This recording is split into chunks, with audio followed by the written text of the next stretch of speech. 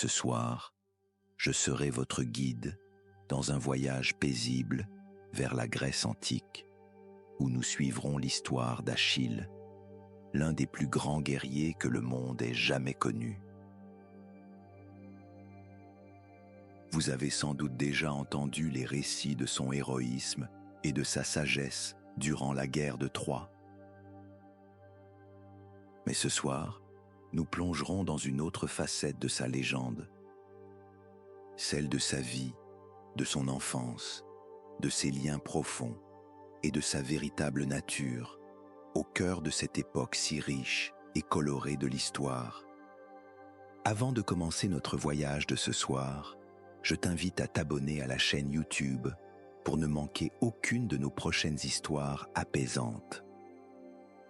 Curieusement, l'histoire du héros Achille commença bien longtemps avant sa naissance. Sa mère, Thétis, était une nymphe marine. C'était une femme douce et d'une grande beauté, dont la voix envoûtante pouvait faire naître l'amour dès la première note d'un chant. Elle passait de longues journées assise sur les rochers côtiers, chantant dans la brume avec ses sœurs nymphes, rêvant à ce que sa vie deviendrait un jour. Souvent, elle errait le long du rivage, cueillant les trésors de l'océan et contemplant la côte avec émerveillement. Peu importe le nombre de jours qui passaient, Thétis ne se lassait jamais de l'abondance que l'océan offrait, de la beauté qu'il dégageait, inlassablement, jour après jour. Elle menait une vie paisible au bord de l'eau, une vie faite de gratitude et de soins pour la terre et la mer. Mais même au cœur de cette sérénité, dans ces heures calmes passées à écouter les vagues et à s'imprégner de la lumière dorée du soleil, elle ne pouvait échapper au conflit des dieux d'en haut. La première rencontre de Thétis avec les dieux eut lieu peu après la naissance d'Héphaïstos. Héra, sa mère, avait du mal à accepter les difformités de son fils et le considérait comme une honte. Dans un geste cruel, elle le jeta depuis l'Olympe dans la mer, espérant ne jamais le revoir. Mais le bébé, tombé dans les flots, fut entendu par Thétis peu après. Elle se reposait alors sur les rivages de Limnos, une île volcanique baignée de lumière. Elle observait les vagues danser sur le sable blanc, quand le bruit des vagues fut soudain remplacé par les pleurs d'un nourrisson. Touchée au cœur, désespérée à l'idée qu'un enfant soit abandonné ainsi, Thétis plongea dans les eaux et recueillit doucement l'enfant dans ses bras. Elle l'enveloppa dans un nid d'algues douces et le ramena à terre. Elle ne tarda pas à apprendre ce qui s'était passé, ce qu'Héra avait fait. Et Thétis sut alors qu'elle ne pouvait laisser cet enfant souffrir par la volonté cruelle d'une déesse. Elle décida donc d'élever Héphaïstos sur l'île de Limnos, avec l'aide d'Eurynome, une autre nymphe aquatique. Ensemble, elles offrirent au jeune dieu une enfance pleine de lumière, bien plus douce que celle qu'il aurait connue sur l'Olympe. Mais ce ne fut pas la dernière fois que Thétis éleva un être de grande puissance. Sa beauté et sa bonté, tout comme sa force de travail, étaient connues à travers la Grèce, et même jusqu'au sommet du mont Olympe. Il ne fallut pas longtemps avant que deux des dieux les plus puissants portent leur regard sur elle, désirant sa main. Depuis le haut de l'Olympe, Zeus ne pouvait s'empêcher de la contempler, perdu dans ses pensées. il la regardait marcher au bord de la mer, passer ses après-midi à aider les créatures autour d'elle. Et quand elle chantait, il accourait sur son balcon, s'agrippant à la rambarde, se penchant le plus possible pour entendre sa voix. Là-bas, dans son château sous la mer, Poséidon, lui aussi, était envoûté par le chant de Thétis. Vivant si près d'elle, il avait vu sa bonté de ses propres yeux, et il se sentait attiré par elle comme s'il était lié par un charme puissant. Il rêvait d'elle, et chaque jour, il se surprenait à vouloir tout faire pour qu'elle devienne son épouse. Mais lorsque Zeus et Poséidon découvrirent qu'ils convoitaient tous deux la main de Thétis, ils furent forcés de se confronter l'un à l'autre. Poséidon affirma qu'il méritait de courtiser Thétis, qu'ils avaient bien plus en commun après tout. Mais Zeus, peu habitué à ce qu'on lui refuse quoi que ce soit, répondit froidement que lui seul serait l'époux de Thétis et que Poséidon devait s'écarter. Alors que la tension montait entre les deux dieux, une voix s'éleva à proximité. Ils se retournèrent et virent Prométhée, le devin et prophète, s'approcher avec une expression grave, remplie de savoir. Calmement, il leur dit qu'il ne serait dans l'intérêt ni de l'un ni de l'autre d'épouser Thétis. Car il existait une ancienne prophétie, proclamée par Thémis, oracle de Delphes et déesse de la justice. La prophétie disait « Tout fils né de Thétis surpasserait son père ». À ces mots, Zeus et Poséidon reculèrent aussitôt. Tous deux tenaient à leur pouvoir plus que tout. Ils luttaient chaque jour pour le préserver. Et la peur d'un fils trop puissant, capable de les dépasser, les fit abandonner l'idée d'épouser Thétis. Alors, ils décidèrent de la marier à un homme bien moins puissant, un simple mortel nommé Pélée. Mais Thétis ne voulait pas épouser Pélée. En vérité, elle ne voulait épouser personne.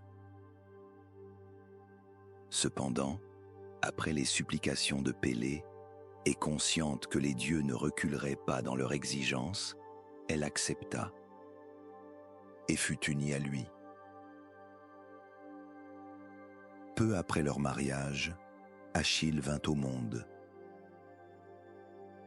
Dès le premier regard, Thétis aima son fils plus que tout au monde. Elle sentit, au plus profond de son cœur, qu'il accomplirait de grandes choses. Chaque nuit, elle restait éveillée, alors que la lune argentée montait dans le ciel, caressant de sa lumière douce le visage de son fils. Elle l'observait longuement, les yeux remplis d'émerveillement. Jamais elle n'avait aimé quelqu'un aussi fort. Et de cet amour naquit un besoin désespéré, le protéger. Thétis connaissait la cruauté des dieux. Elle savait quel danger attendait un enfant comme Achille. Et elle ne pouvait, ne voulait, envisager de le perdre. Alors, une nuit, elle prit son fils dans ses bras. C'était une nuit fraîche, sur la côte de la Grèce. Le vent salé fouettait doucement ses cheveux, alors qu'elle quittait la maison, lentement, silencieusement. Elle évita les planches qui grincent, ouvrit la porte sans un bruit. Elle savait que Pélée n'approuverait pas ce qu'elle allait faire. ni l'endroit où elle se rendait. Mais elle savait aussi qu'elle n'avait pas le choix. Elle devait aller jusqu'au bout, quoi qu'il en coûte. Elle devait tout faire pour sauver son fils. Elle avançait à travers la forêt et les prairies baignées de rosée. Au-dessus d'elle, la pleine lune perçait à travers les cimes des arbres, découpant sur le sol une mosaïque délicate de lumière et d'ombre. La mousse épaisse et soyeuse brillait sous la lueur argentée. Autour d'elle, les grillons chantaient, les grenouilles coassaient doucement. Un concert paisible s'élevait dans l'air, comme une berceuse naturelle accompagnant sa marche. Thétis tenait Achille contre sa poitrine et lui chantait une douce chanson, tendre et rassurante. Et bien que ce qu'il vivait fût étrange et hors du commun, le petit Achille souriait. Blotti contre sa mère, enveloppé dans la chaleur de ses bras, il savait qu'il ne risquait rien. Il savait qu'il était en sécurité, et sa chanson le berçait encore plus profondément. Bientôt, ils arrivèrent aux confins de la forêt. Devant eux, dissimulée sous un rideau de mousse et de feuillage, une grotte se tenait, secrète. À peine visible pour qui ne la cherchait pas, mais bien connue de ceux qui côtoyaient les mystères des dieux grecs. Thétis écarta doucement les plantes et s'enfonça dans le tunnel sombre, la grotte menant aux portes du monde souterrain. Elle chanta un peu plus fort, serrant Achille contre elle, balançant tendrement son corps pour qu'il reste calme et rassuré. Elle n'aurait pas à aller bien loin,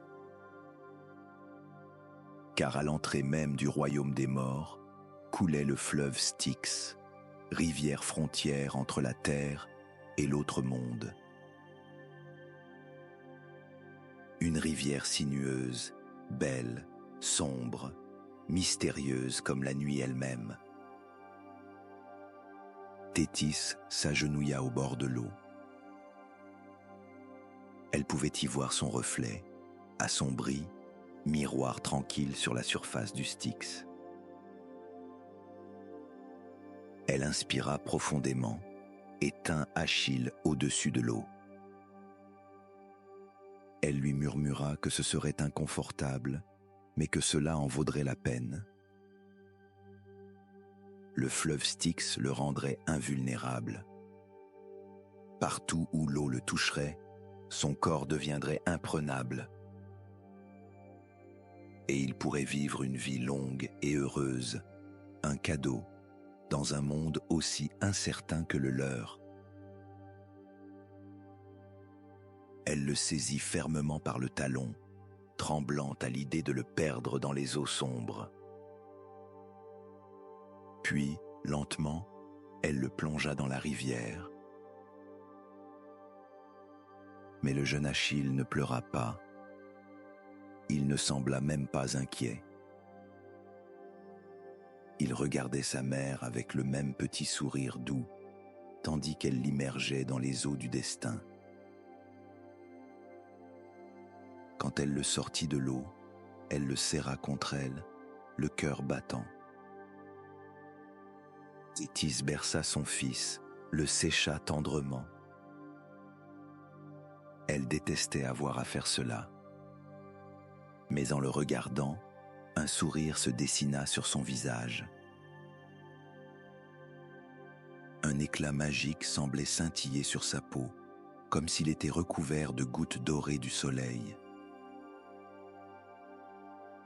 Il brillait dans ses bras, et à cet instant précis, Thétis sut.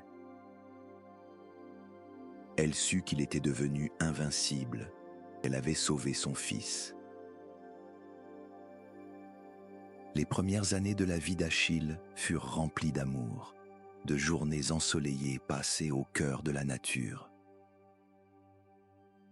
Ses parents évoquaient rarement la prophétie, celle qui parlait de la grandeur et du destin d'Achille. Ils voulaient simplement qu'il soit heureux, qu'il vive une vie pleine et entourée d'amour. Et pourtant, la grandeur et la guerre semblaient inévitables pour lui, comme si elles faisaient partie de son sang, de son destin. Dès son plus jeune âge, Achille ramassait des bâtons et imitait des batailles imaginaires dans l'herbe verte et vibrante des champs qui entouraient leur maison. Sa mère tentait souvent de l'en détourner, mais son père, lui, encourageait ses jeux, car il savait, le destin suivrait son cours, quoi qu'il fasse. La force et l'esprit vif d'Achille étaient évidents dès l'enfance. Il surpassait de nombreux enfants de son âge, et dans son village, il devenait sans effort le chef de chaque jeu, le meneur naturel de toutes les aventures. Bientôt, il ne fut plus seul dans la maison de ses parents. Ils accueillirent un autre garçon, du même âge, Patrocle. Patrocle était un enfant exilé, abandonné à lui-même, avant de trouver refuge et tendresse dans le foyer d'Achille. Très vite, Achille et Patrocle nouèrent un lien indéfectible. Un lien fait de jeux, de confidences, de rires et d'une fraternité profonde. Ils passaient des journées entières à jouer à la guerre dans les bois, à reconnaître les plantes, à se raconter des histoires sous les arbres. Les jours de pluie, ils s'abritaient sous un grand chêne et se lançaient des récits terrifiants, espérant se faire peur à chaque coup de tonnerre. Ils s'aimaient et se comprenaient d'une manière que peu de gens expérimentent au cours d'une vie. Chaque nuit, blottis sous les couvertures, ils parlaient longuement de leurs pensées, de leurs rêves, de ce qu'ils comprenaient du monde. C'était une belle union, faite de confiance et d'amitié sincère. Mais tout changea lorsqu'Achille eut 9 ans. Une nouvelle prophétie fut révélée à Thétis. Son fils aurait 2 destins possibles. Il connaîtrait soit une gloire immense et une mort prématurée, soit une vie longue mais effacée, dans l'oubli et la discrétion. À cette annonce, Thétis fut anéantie. Elle ne pouvait supporter l'idée de perdre son fils, la lumière de sa vie. Alors elle fit le seul choix qu'elle pensait possible. Elle décida de le cacher, de l'éloigner de la guerre à tout prix. Elle le déguisa en jeune fille et l'envoya vivre chez le roi Lycomède, auprès de ses 7 filles. La vie y était luxueuse, encore plus douce que celle qu'Achille avait connue jusque-là. Mais il savait, au fond de lui, que ce n'était pas sa place. Les filles étaient encouragées à cueillir des fleurs, à coudre, à peindre. Mais Achille, lui, ne pouvait s'y résoudre.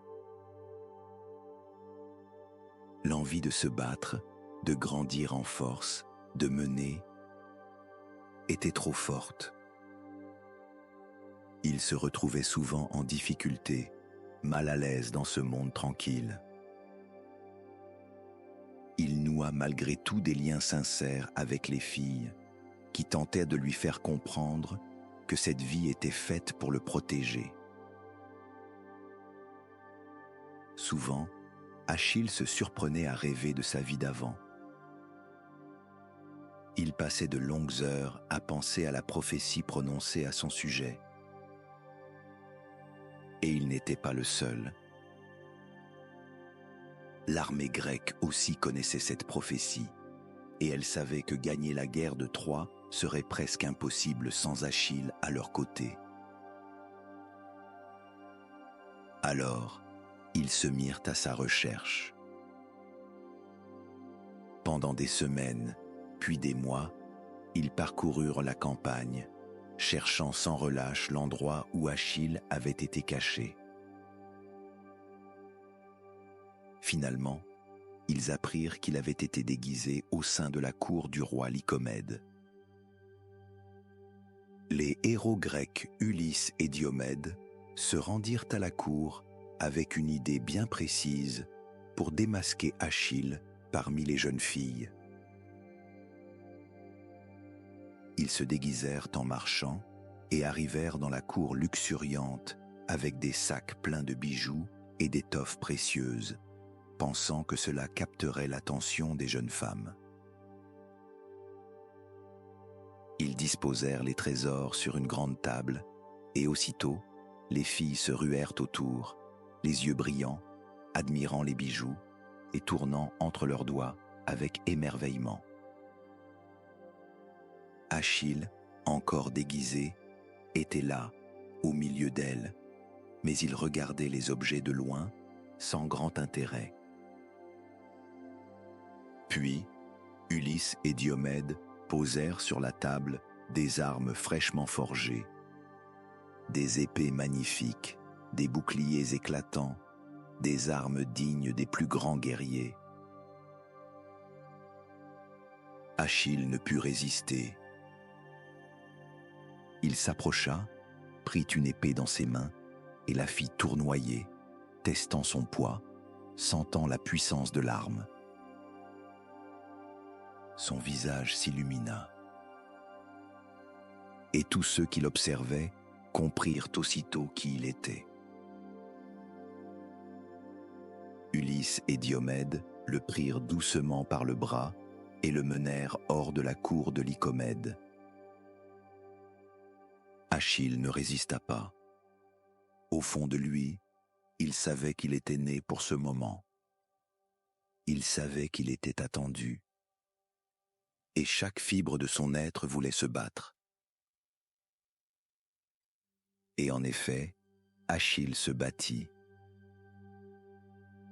Dès son arrivée, il reçut le commandement d'une flotte de 50 navires. Il était le plus redoutable des chefs grecs.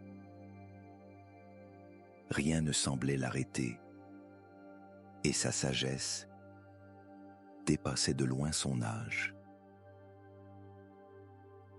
Heureusement pour lui, la guerre le réunit avec son bien-aimé Patrocle. À présent, tous deux étaient devenus hommes, et ils avaient tant d'années à rattraper, tant d'histoires à partager. Patrocle était devenu un guerrier hors pair, bien plus talentueux que la plupart des soldats. Et ensemble, ils passaient de longues heures à discuter de stratégie, à préparer leurs plans pour gagner la guerre. Mais souvent aussi, ils se perdaient dans les souvenirs.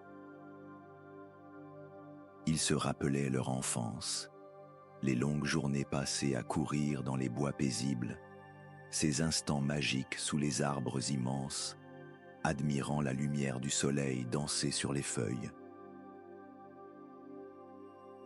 Ils évoquaient les après-midi passés à se battre pour rire, à inventer des mondes, à se dépasser l'un l'autre dans leurs jeux. C'était une époque précieuse, une époque qui leur offrait réconfort et paix au cœur même de la guerre de Troie. La guerre de Troie fut longue. 10 années entières de batailles, de cris, de sang versé. Et pourtant, Achille ne fut jamais vaincu. pas une seule fois. Il remportait chaque combat, inflexible, indomptable. À ses côtés, toujours, se tenait Patrocle, l'encourageant, le conseillant, lui offrant une oreille attentive, aussi bien pour ses stratégies que pour les sentiments qu'il portait en lui. Mais bientôt, le destin frappa. Un jour, après avoir été gravement offensé, Achille refusa de combattre. Il se retira en silence. Alors, Patrocle prit sa place, guidant l'armée à sa manière. Et d'abord, la bataille tourna en leur faveur. Mais rapidement, tout bascula. Patrocle fut tué par un héros troyen nommé Hector. Lorsqu'Achille l'apprit, la douleur fut immense, son chagrin insondable, et la rage brûlante. Il se tourna vers sa mère, comme il l'avait fait enfant, lorsqu'elle l'avait emmené au Styx. Thétis le serra contre elle, le berça, lui caressant le dos et lui promettant que tout irait bien. Ils parlèrent de Patrocle, de la beauté de leur lien, des souvenirs qu'ils avaient partagés.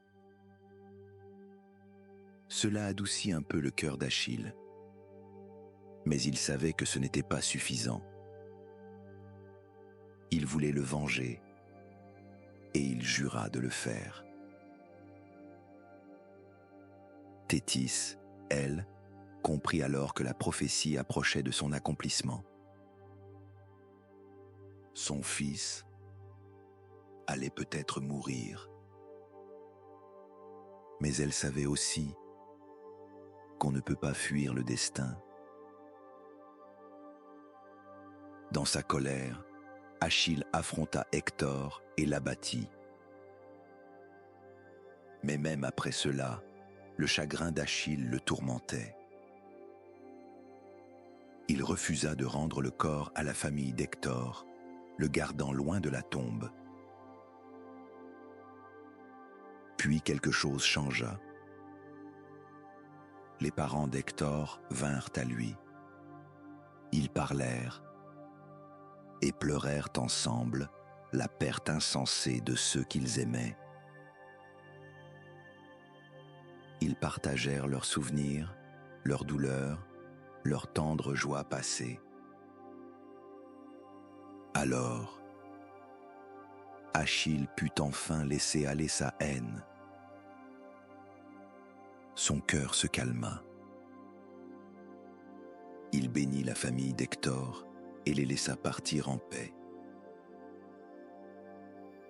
Les dernières batailles d'Achille furent étrangement douces. Son esprit était serein. Il se sentait reconnaissant pour la vie qu'il avait eue, pour Patrocle, pour sa famille, pour l'amour qu'il avait connu. C'est Paris, l'un des instigateurs de la guerre, qui mit fin à sa vie. Il décocha une flèche. Une seule. Elle atteignit le talon d'Achille, la seule partie de son corps qui n'était pas protégée.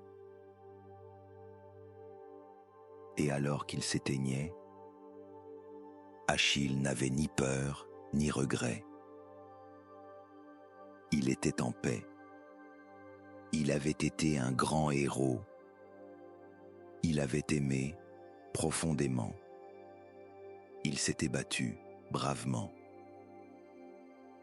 Et maintenant, il était prêt à se reposer.